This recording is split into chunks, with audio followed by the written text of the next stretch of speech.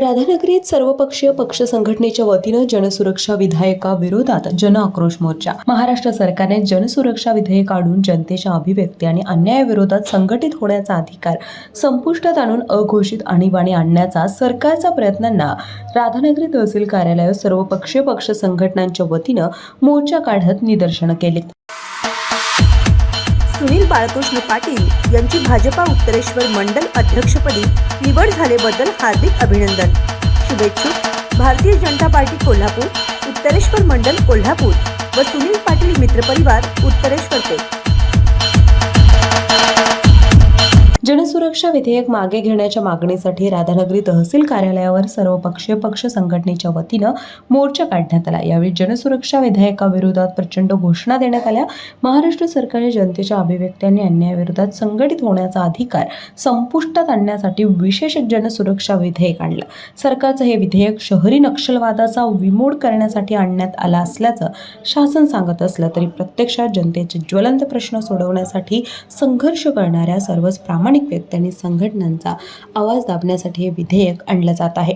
जनतेचे संविधानिक अधिकार काढून घेऊ पाहणाऱ्या राज्य सरकारच्या या कृतीला डावी आघाडी जाहीर निषेध करत असल्याचं जनता दलाचे जिल्हाध्यक्ष वसंतराव पाटील यांनी सांगितलंय. महाराष्ट्र शासनानं नुकतंच एक जनसुरक्षा विधेयक नावाचं विधेयक समोर आणलेलं आहे आणि या विधेयकाच्या माध्यमातून जनतेचे प्रश्न सोडवणाऱ्या कार्यकर्ते असतील, संघटना असतील, संस्था असतील, त्यांच्यावरती बंधनं टाकायचा प्रयत्न केलेला आहे.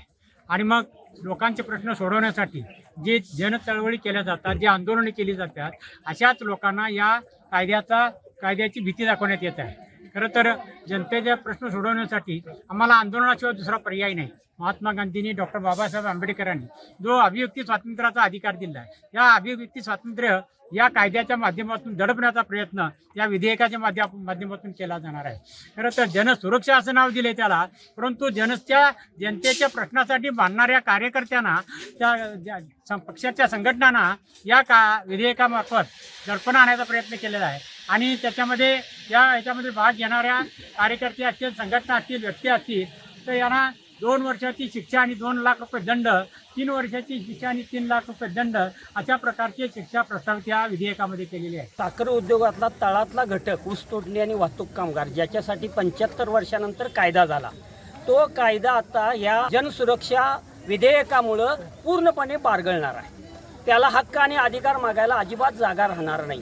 राधानगरी तालुक्यामध्ये 7,000 ऊसतोड कामगार आहेत आणि संपूर्ण जिल्ह्यामध्ये जवळजवळ 70,000 ऊसतोड कामगार आहेत आणि 7 लाख ऊसतोड कामगार या जनसुरक्षा विधेयकापासून वंचित राहणार आहेत आणि त्याचं सामाजिक आणि आर्थिक जीवन कोलमडणार आहे. म्हणून या सरकारनं हा तात्काळ कायदा रद्द केला पाहिजे. यावेळी स्वाभिमानी शेतकरी संघटनेचे जिल्हाध्यक्ष अजित पवार, रिपब्लिक पक्षाचे जिल्हा सरचिटणीस भीमराव कांबळे, शिवसेना उपजिल्हा प्रमुख सुरेश चौगले, वंचितचे संजय कांबळे, किसान सभेचे तालुका अध्यक्ष दिनकर अदमापुरे, शिक्षक संघटनेचे विक्रम वागरे, विकास पाटील यांच्यासह आंदोलक मोठ्या संख्येने उपस्थित होते. AK न्यूज साठी राधानगरीहून मिलिंद कांबळे.